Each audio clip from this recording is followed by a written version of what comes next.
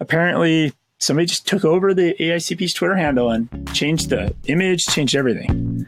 Well, they really shouldn't have made their password CPA exam all lowercase. Welcome to the Cloud Accounting Podcast, a show for accountants and bookkeepers using cloud technology to make their jobs more strategic and impactful. I'm Blake Oliver. And I'm David Leary.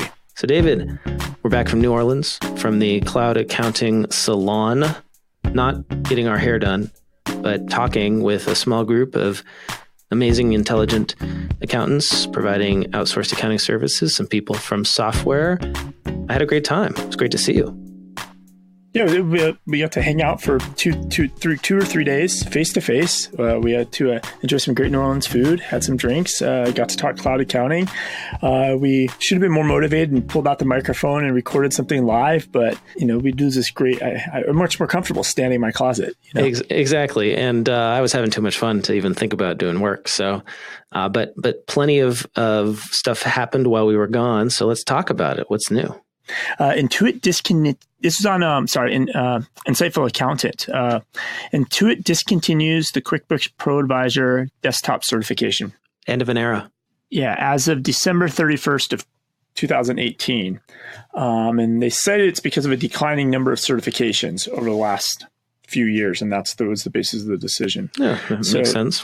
So it'll still be, if you're currently certified, you'll maintain your certification for 3 years, starting at looks like January 1st of 2019, and you'll still be listed on the QuickBooks ProAdvisor site. But it's really just anybody new, you can't get certified in desktop, and you really shouldn't. Yeah, hopefully anybody listening to the Cloud Accounting Podcast, right, is not going to be worried about getting certified in desktop. And yeah, you're right. It's probably a lot of work and effort to get a badge that maybe doesn't matter going forward as much. Yep. Hey, well, speaking of QuickBooks, the online version has a new feature and actually a new version called QuickBooks Online Advanced. I saw this pop up on the Firm of the Future site.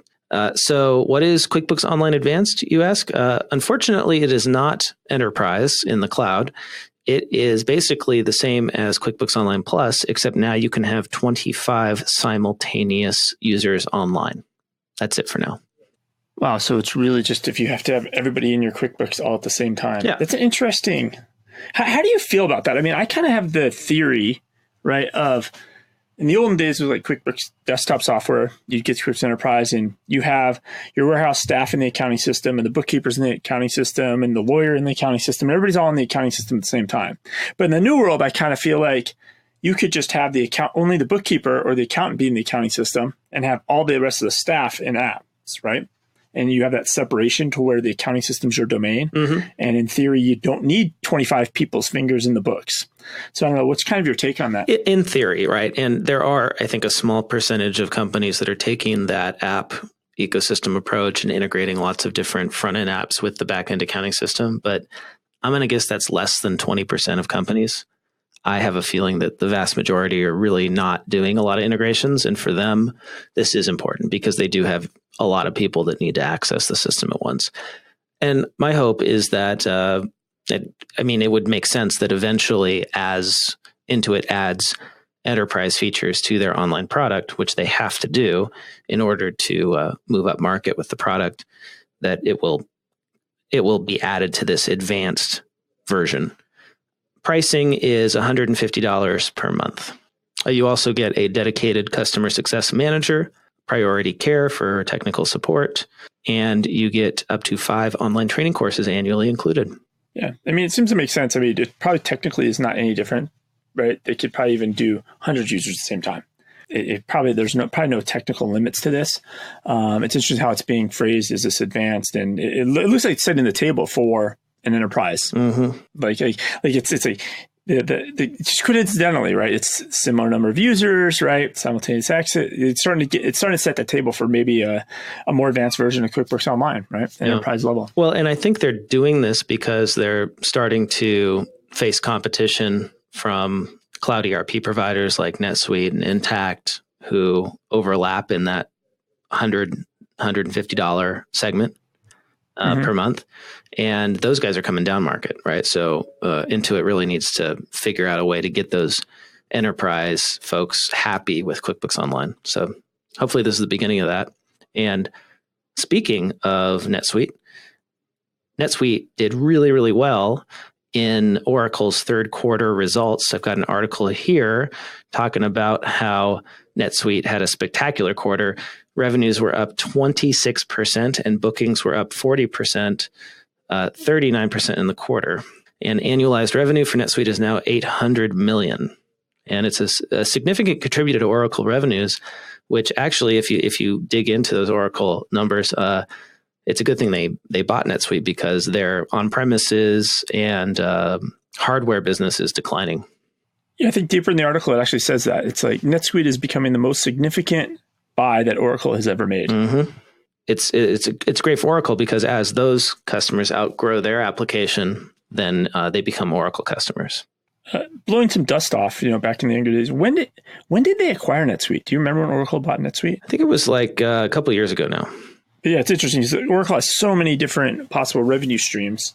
So obviously many are drying up, but the reading between the lines, cloud accounting is what's growing Oracle now. Mm-hmm. Yep. Hey, I do have some more NetSuite news.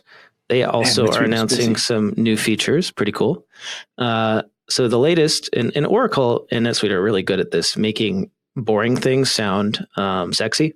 So they've announced what they're calling banking as a service, or BaaS. And this is going to be basically an API for banks to integrate with NetSuite ERP. And initially, it will be around payments and account reconciliations. So they don't give specific examples, but the way I imagine this working is that I will be able to make payments from within NetSuite, and those payments will be processed by my bank. So paying a bill, for example, and then from account reconciliation, from that standpoint, when a payment is received in the bank account, the bank will push the reconciled transaction into NetSuite, into the general ledger. It won't have to do that I won't have to do that. Yeah, it's interesting how they're presenting this. I think Xero recently talked about how they have a bank API and the banks can integrate with Xero, right? And I think traditionally, like you talk about APIs, right? So you have QuickBooks Online API, right? Or even go the Xero API. And really off the shelf, a third-party developer, whatever app it is, it's Clio law firm software. They don't need to talk to Intuit. They can just go and integrate with QuickBooks. Right. But I think with this level, they're presenting it that way. But I think it's really a back and forth. The banks are creating their APIs, right? But in order for the banks and the accounting system to communicate better together, the accounting software apps also have some sort of APIs for the banks, and they're kind of meeting in the middle, right? Mm-hmm. If that makes any sense. It's not like, hey, I don't see any oddball bank going and using these APIs.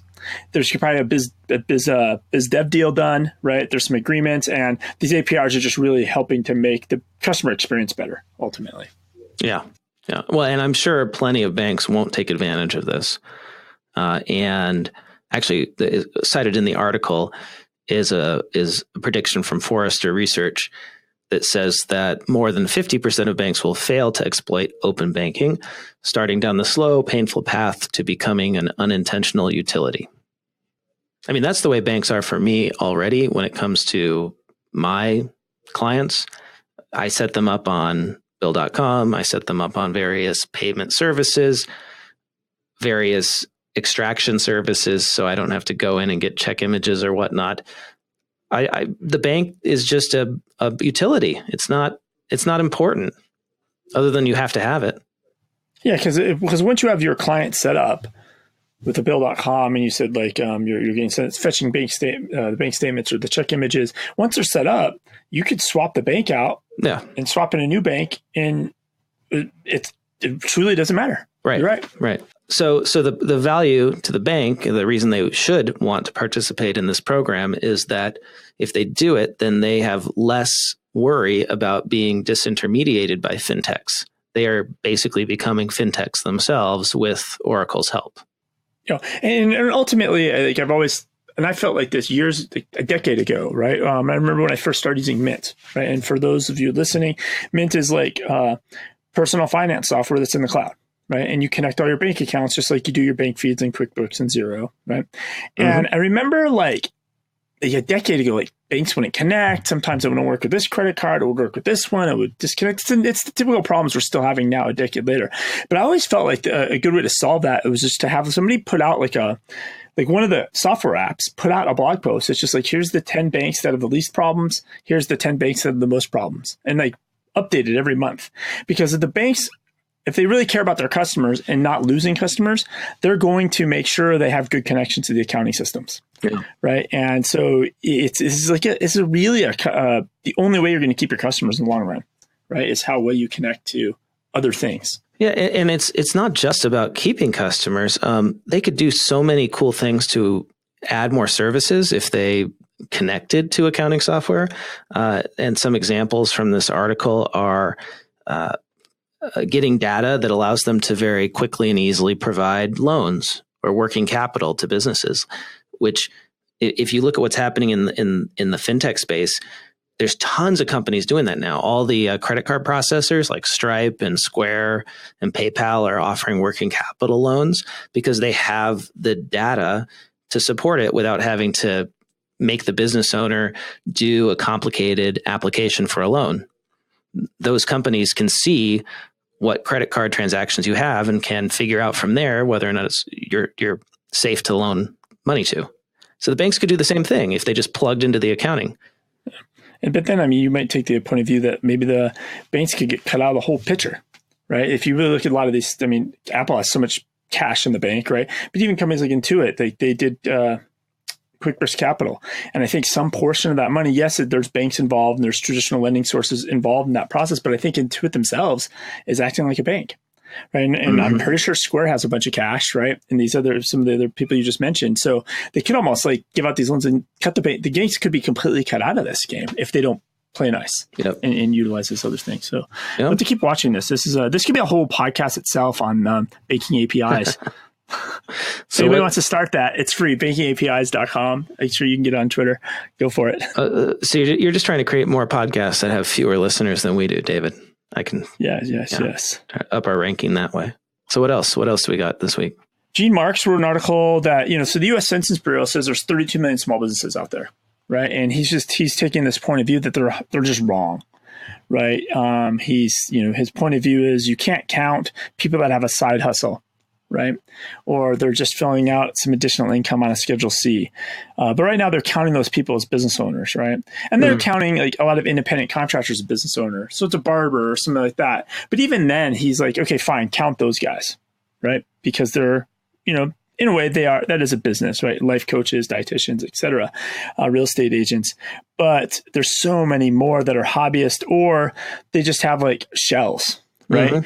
Maybe somebody owns 10 properties and for whatever reason, instead of, maybe arguably that's one business, but he's filing 10 returns for all 10 properties they might own, right? For tax reasons or what have you. And so that's bumping up the numbers. So by the time you get through the article, really the end, he's taking a pretty strong stance that there's just around 7.8 million. Yeah, that makes sense. So that feels a little low to me. But I also think 32 million seems ridiculous. And I've seen numbers like there's 220 million small businesses globally. And I think it's that seems a little ridiculous to me as well. But 7.8 does maybe possibly could be small. But I think you recently talked about numbers and what defines small business and mid-sized business recently. Yeah. So what's his criteria for a business? Good question. This is a very opinion piece, right? And I think in summary, it's a sentence yet. True business owners sign paychecks, right? They have vacation policies. They struggle to find people. They do performance reviews. He thinks it should be counted like that. What is a real business? And we call those employer businesses that have employees. Yeah, that makes sense. Of course, if that's his definition, it's not very clear. But if that is how he's defining these 7.8 million businesses, honestly, a good chunk of them are just S corporations that employ one person or one person and that person's spouse that they are using simply for tax purposes. So that may even be actually a high number. It's just like I said, it's definitely an opinion piece. It's worth people reading and checking out. Yeah. Because he does take that funnel and starts chipping away at it to get down to that 7 million. The thing that really blew my mind when I started looking into the number of businesses in this country is that over half of our economy is created by under 3,000 businesses. Think about that. Those are the big businesses like Walmart, like Amazon, that generate half of economic activity in this country. And then you get down to, say, something like 200,000 businesses that are mid-sized. And then everything below that, there might be millions of businesses. It's really hard to count what is a business or what isn't at the small business level. But below $10 million a year in revenue, it's a pretty small segment of the entire economy. I think it's less than 20%. Go podcasting. Might even be smaller than that. They're all podcasting and making lots of money podcasting. Yeah, they're on the very bottom there. So before I jump in and let you go again, I do have another opinion piece. Let's see it. Okay, so Let's this is there's an association called SaaStr. So it's software as a service. It's an association of basically the app developers, if you want to think about it that way. And it's a blog site, et cetera. And so there's a recent blog post that came out, and like he's kind of just taking this take that, every SaaS contract should have an automatic out clause. And so he talks about some of the pains of buying software, and I think I can read a couple of these because I feel like our audience would definitely identify with these when they go to try apps and they try accounting software. So I'll quickly read these. So like things like vendors selling you software that you never use or deploy, salespeople pushing you to sign multi-year contracts that you don't really want to do, less tech-savvy buyers being told software does things it doesn't do, being qualified out by a business development representative. And so like in that case, like, oh, you're too big for this plan. You need to buy, the QuickBooks Advanced, right? Something like that. Not being able to talk to a salesperson or always having to go through a business development representative first, right? Not be able to do a free trial or even try out the product at all. People discouraging you from doing a free trial, even when it's available, or salespeople just discouraging a pilot, right? So it's just like they hate that whole situation. And then the whole thing, a lot of SaaS companies, they have VC money, right? They have pressure to gain users, and their goal is to get as many people on a one-year contract as possible. And that's kind of his point of view. That's a game. But he really goes on to say, like, ultimately, it doesn't really matter. In that everybody in our space that's building SaaS software should be just giving the customers what they want. Because if the customer signs up for your contract and they cancel 4 months in, they're not a real customer anyways. And so let people who want to sign up monthly, sign up monthly. Let people want to do it quarterly, sign up quarterly. Let people that want to sign up for a year, sign up for a year. But don't constantly push everybody to the year, because it's really, you as a business owner of a SaaS app, you're probably misstating your numbers internally. But like give the customers what they want is really the argument. So hopefully we have cloud app developers and cloud accounting software packages that really pay attention and take it to heart going forward. So I'll make a counter to this argument, which is that if you are selling to mid-market companies, if you make mid software for mid-sized companies like we do here at Flowcast, you really need to be having your customers sign annual contracts. And that's what we do. We do not sell monthly. We do not put you on a monthly credit card charge. You have to pay upfront. And the reason that we do that is because it is so expensive for us to go out and find you and convince you to buy the software that we have to do it in order not to lose a ton of money on sales. It's the enterprise sales model. Yeah. Yeah. Yeah. And so I think for consumer software, that's great, right? If people are finding you and signing up on their own and you have pretty much an inbound strategy, that's great. But if your strategy is primarily outbound, which ours is majority outbound at this point, meaning we have people calling controllers and CFOs and saying, hey, would you like to close faster, more accurately? And then getting, 99 out of 100 hanging up. I mean, that's expensive to have people doing that all day long. So that's why we do annually. And it's great because it helps fund our product development. And if we didn't do that, we wouldn't be able to improve the product as much as we have over the years, and it would stunt our growth. So I think it depends on what sort of business you are. And same thing for accounting firms, for service providers, right? Like, I think that all accounting firms who provide recurring services should be charging at least a portion of their fee up front, if not all of it. So if you do tax, why are you billing in arrears? You should be charging at least 50% of the tax return up front. Like, get paid for half before you deliver the return. Or maybe you can get all of it, or maybe you can charge throughout the year. And so you're getting paid monthly for that tax return that is going to be filed in April. Or if you provide bookkeeping services, get paid on the first of the month by all of your customers so that you have the cash to pay your staff. That makes sense. That makes sense.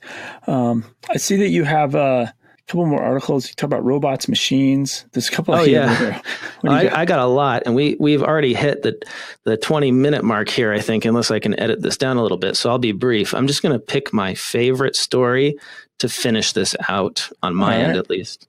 And then I think you have one more. So here is my top story. It's blockchain. Woohoo. If you're not sick of it yet, this is actually a good blockchain article. It is a real blockchain article, meaning this is blockchain used in the real world. I think actually we may be hitting like blockchain is no longer hype. That's how big this is. So the story is in the Wall Street Journal. It is about Walmart. Walmart is requiring its lettuce and spinach suppliers to join a blockchain created by IBM that Walmart is going to use now to track its inventory, its supply chain. So they have to be on board by January 31st. And then all of the farmers, logistics firms, and business partners of these suppliers must join the blockchain by September 30th of 2019. So it's a big deal. And the reason Walmart is doing this is to improve a few reasons. To improve public safety. So you may recall that every year there's at least one major food recall related to green produce. E. coli in the lettuce, people get sick, people die. I mean, dozens of people have died every year as a result of this. And it costs a lot of money because even though the outbreak is typically limited to a certain part of the country, when this happens, people stop buying lettuce everywhere in the country. And so millions of bags and heads of lettuce have to be thrown out and everybody loses. Because you can't track it ultimately. You don't know. Okay, we know some based on the time of the year, you kind of know regionally where the lettuce might be from, but that's about it. Exactly. And people just want to play it safe, right? They're like, I don't want to risk it. So they stop buying. So what this blockchain is going to do is allow Walmart and the government to trace within minutes the source of any foodborne illness so that we know exactly where it came from, and we can destroy any of the lettuce in the stores that came from that area and assure the public that everything is okay. So it's a big deal. I think that it'll probably be used in any area that impacts food safety or any area where you have concerns about like kids' toys. I could imagine all the parts having to be on a blockchain at some point, that sort of thing. I think I've seen something like this for fish. So that way they know if it's been sustainably captured fish versus not sustainable. They can try to get that through the chains. Because there's I don't even know when I met the guy, but it tells me somebody who's in that space, and there's like all this fraud. Like people get fish, they say it was sustainably caught, it gets on the market illegally.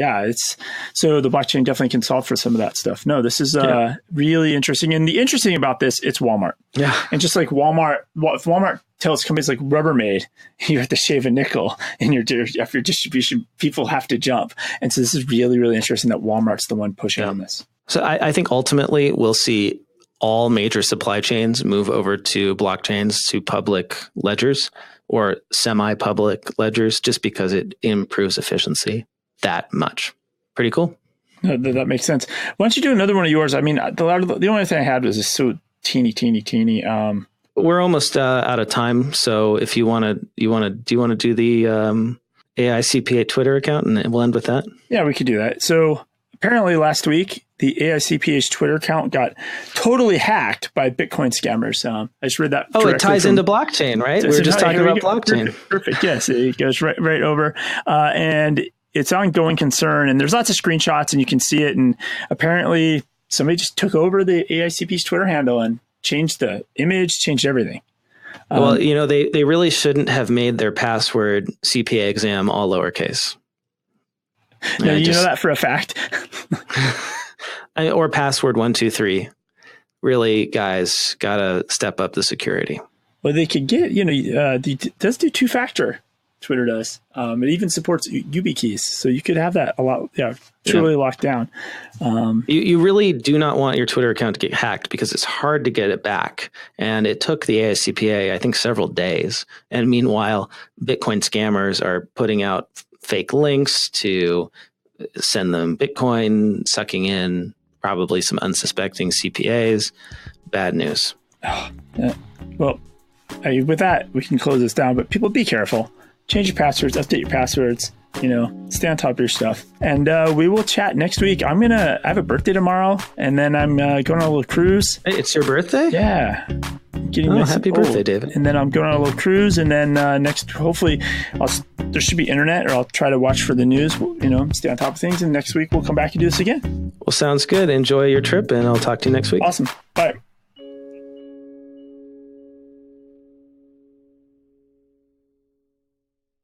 Actually, Blake, you know what we forgot to do? What? How would we get a hold of each other? Oh, screw that this week. Perfect. Nobody ever does. Actually, just stick this in as the P-roll. That's funny. All right. I'm going to stop recording.